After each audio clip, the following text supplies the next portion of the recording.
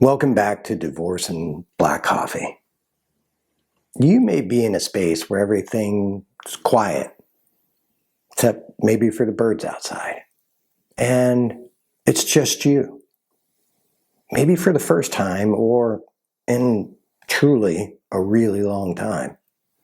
It's liberating. It's kind of terrifying, and let's face facts, it can be overwhelming. It's okay not to know where to start. I've been there. You don't have to figure it out alone or all at once. So I'm going to ask you, grab your coffee, let's take a big breath, and let's dig into where you're at. People don't talk about the silence during and after divorce and child custody. That's where we're going to go today. There's that strange, silent, but loud shift. When the texts stop coming, the house settles and it's still. Your calendar clears and it's just you. No distractions. You put down the phone. No noise. Just that uncomfortable stillness. And honestly, it's where everything starts. That deafening silence. For some of us, the noise of a relationship, even a dysfunctional one, filled every single corner of our lives. Like it was a cacophony of chaos. When it ends, you're left with the sound of quiet. Like an example, freshly fallen snow. It's beautiful, gorgeous, and quiet, but it's so quiet it's almost eerie. And it's really tempting to fill it. Swipe left, swipe right, text someone. I'm going to overschedule. Anything not to sit with it. But in reality, silence is not empty. It's packed, full of everything that you haven't processed yet. And it's where the healing actually begins. I'm not telling you to join a monastery or become a monk, but if that's the space you're in and it's right, go for it. I'm just saying, maybe don't jump into a relationship because you're scared to hear your own thoughts. That's how people end up dating someone who reminds them of their ex, but with less emotional intelligence and maybe worse texting habits. When I was in deep and facing the quiet, I walked in the desert for hours, sunrise, sunset, sometimes both in the same day. There's something about that landscape. It's stripped down, raw, unforgiving, and, well, brutally honest. That matched where I was emotionally at that time.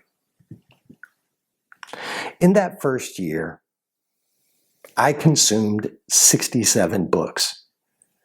No, they weren't all self-help books, thank God. But there were some.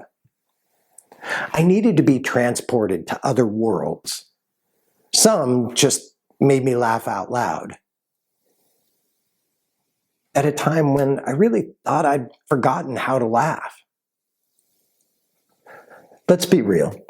The first couple of books were the hardest. Personally, they kind of cracked me open. Stuff that I had kept buried deep. But by the next year, after gaining some insights and starting to reclaim myself, I read 56 more. And somewhere in that quiet space of reflection and time, it allowed me to remember who I am. And on those walks, I made a whole series of sunrise and sunset images.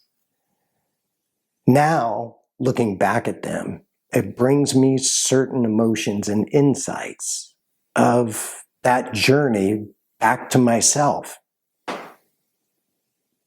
And that opened me up to start painting again. Not to sell, not to impress, just to feel the movement, to get out the creation, the ideas, mixing the colors and the textures and it flowing across the canvas. Felt like something inside of me really starting to bloom and come back to life. I want to address something. Alone isn't lonely. There's a big difference and a fine line between the two. Alone is a choice. In my opinion, lonely is a signal. And we're going to have a conversation about this in an upcoming episode because I think it's really important to distinguish the two and realize if you need help. Alone is where you reclaim your energy. Lonely is where you remember you're still human and you need connection. You can embrace solitude without isolating yourself. You can take yourself out for coffee. You can pick up your phone and text a friend. You can call a bunch of old mates and have a good laugh about how stupid you all were in high school or college. And still not be ready to let someone new into your heart. Alone is a safe space to grow and process. Your heart and soul need some time to heal and be cared for, and it's not selfish. It's simply self-care for one. That new you is emerging. What started in silence began to shape a new version of me, and it will you too. For me, it was someone who wanted to adventure and hibernate, and that all could happen in the same day. I learned that I could sit still without flinching. I read a lot of Stoicism and still do. It's something I enjoy. I realized I didn't need to be seen by someone else to feel real. In the next episode, we're going to talk about what I did with that newfound energy, the small rituals that became sacred, the fun stuff that I did. But first, let's honor this part. Don't skip the quiet.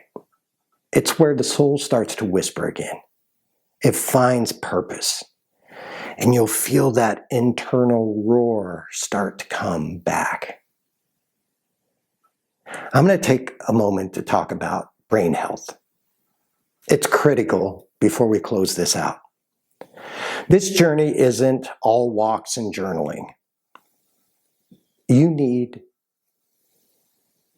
therapy and potentially a doctor or both.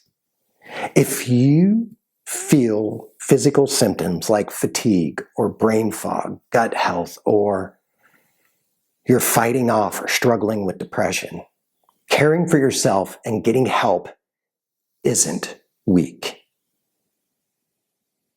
If you're having thoughts of giving up, those are real. Honor them. They can be huge and scary. You're not weak for feeling completely and utterly overwhelmed. And understand this, you are not a burden. And no, you are not alone.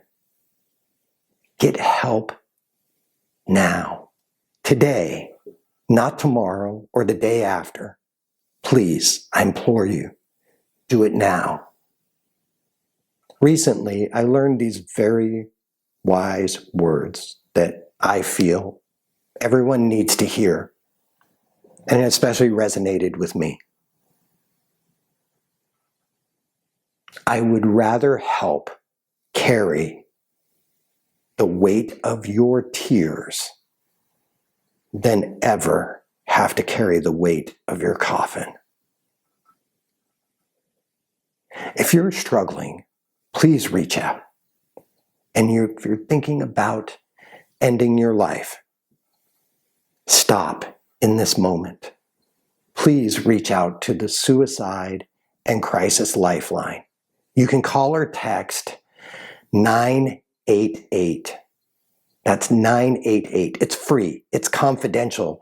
And they're there 24/7, 365. Leave a comment with the number 1, and I will listen and help you find resources where you live. Every state has support. Google it. It's there. There are people who get it and want to help heal your brain, heart, and soul. Stay strong as you can right now and learn to rebuild. You are not alone, and you are valued.